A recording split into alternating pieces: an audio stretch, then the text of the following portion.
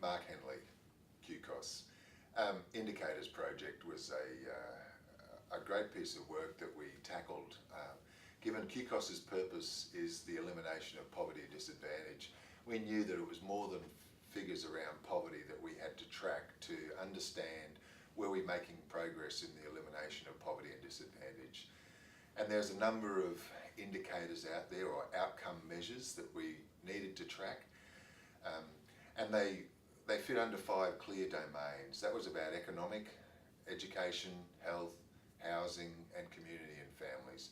And this has been really important for us to pull together a suite of indicators which we can track over a long period of time to see how is Queensland performing in the longer term around the elimination of poverty and disadvantage. How are we actually progressing as a state? How are we actually comparing to other state and territories in Australia? How are we comparing to the national average? How are we actually comparing more globally to overseas countries that perform very well in that space? So we're keen to do that on an annual basis to track that.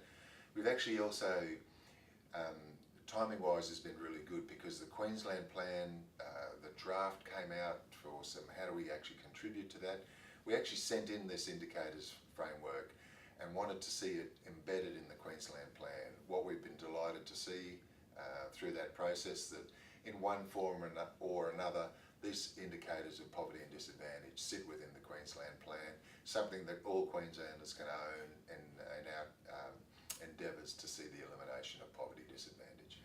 What I think this tool will bring is a living document to understand how we're actually tracking as a state.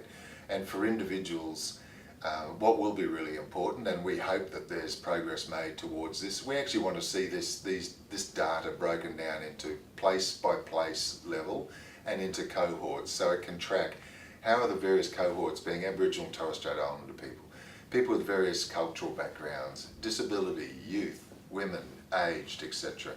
And they'll be able to track how are each of those areas performing, how do we actually know where does investment need to be focused, where does the investment and the resources need to be targeted to make sure that there is seeing real difference for all people across the state.